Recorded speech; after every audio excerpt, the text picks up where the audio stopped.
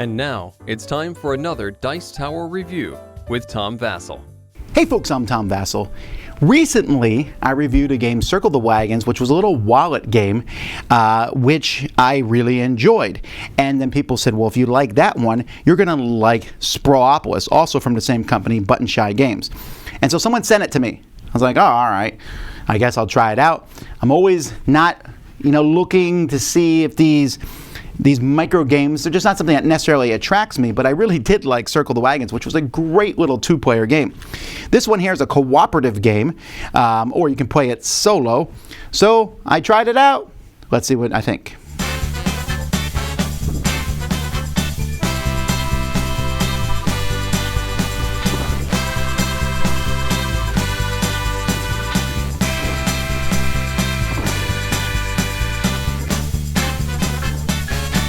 Sprawlopolis is made up of 18 cards. Each card has roads on it, and it also shows you 4 different areas. You have industrial, residential, commercial, and parks.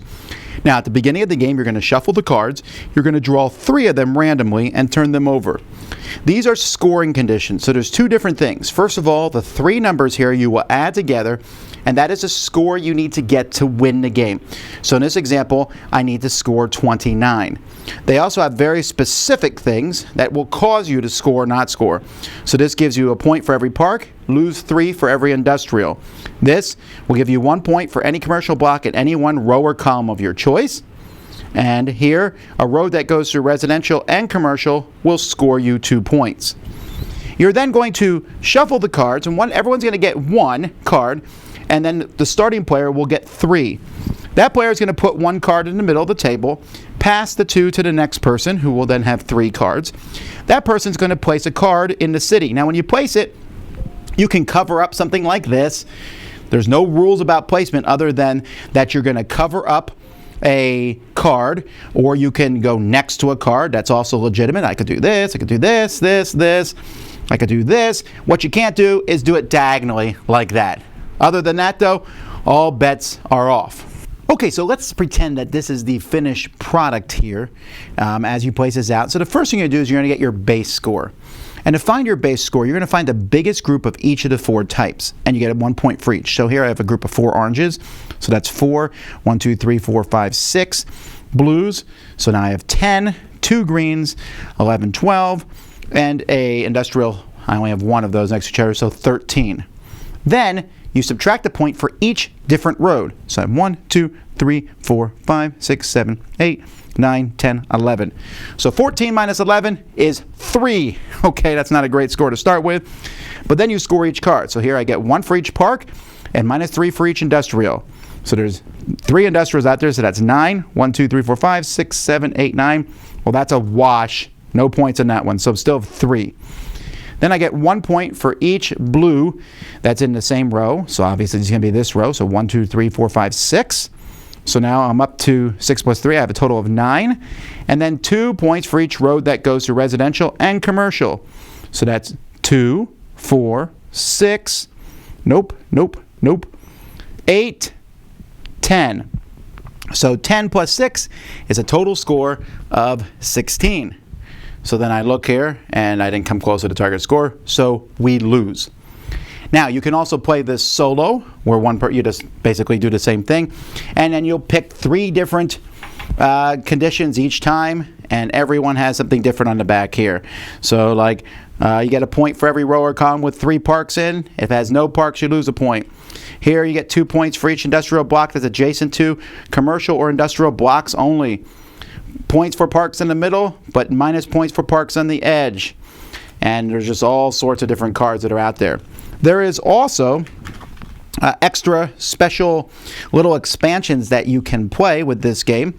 There is a construction zone. This makes the game harder, where you will take the 4 construction cards and add another construction thing that you have to do, along with the other 3 cards that are put in the city. There's points of interest, where you start with this 1 card, and then you can score points for being next to one of the 2 different things on the front of it. And then the Rectar, which is a monster here, and you need to surround this so it doesn't cause you negative points, the monster at the end. Each of these has rules on a single card, and you can add them in, all of them, one of them, whatever. Not much to say here about components. The game comes in a little wallet here, and so I can easily put, what I do is I have the rules themselves along with all the cards, and that fits on one side. And then I take all the expansion stuff and fit it on the other side. I like the way the game looks a lot. Not only is it easy for me to tell by colors, but the different buildings are easy, so it's really easy to distinguish what connects to what.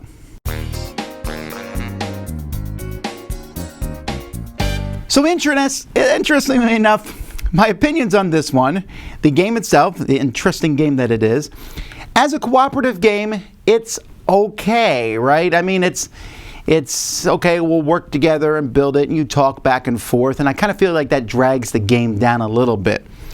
So I gave it a try solo, and then I played it 18 times in a row.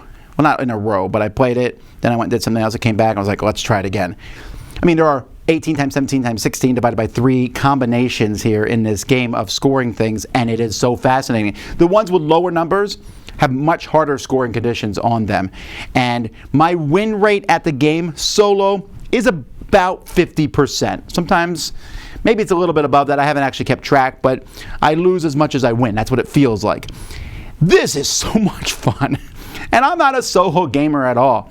But because I can set it out and play the whole game in a small area, I could take this along on an airplane. Again, because it's a wallet game, I could stick it in there, and I'm fine. And wow, I thought I liked Circle the Wagons, which has some similar aspects to it. They both have some victory condition cards, and then you're placing stuff out. I like this one better. This one is extremely fun. And you know what? With 2 players, it's not bad either, because again, you can both talk about where things should go. But as a solo game, I was so impressed by this. You flip over 3 cards. I'm like, okay, these are my scoring conditions. Which one of these? Sometimes the scoring conditions seem like they might not work together, and you got to think of a way they do. And you're also trying to connect the roads. You don't want to have too many roads or you'll lose a lot of negative points. And form the groups. Now, the forming the groups and the roads, even in games I win, I very rarely have a good starting score. Like, I might have a score of 5, and I'm like, wow, I'm really starting with high points this round. Most of your points will usually come from those bonuses. And there are some bonus cards I like more than others. There's one that gives you 2 points. 1 point for every 2 sections on your longest road. Whenever that one comes up, I'm happy, because then I just build one really long road and then hope that that's enough points to cover the other things that I'm probably skipping. And every card you put out, you're sitting there thinking, all right, where can I put this card? Like the one I just played is one I'm always like, oh, where you have to have parks out but cover up industrial. That's hard because industrial is on every card. So you're not going to be able to cover them all up, but you don't want to cover up any parks. Happily, the target number on that one is much smaller. Wow, this is a game I want to play over and over and over again. And I can see why, of all the games on the button shy thing, I think this is the most highly rated, and I can see why. This is fantastic. Highly recommend it from me. Great little game, Sprawlopolis. As a solo game, excellent.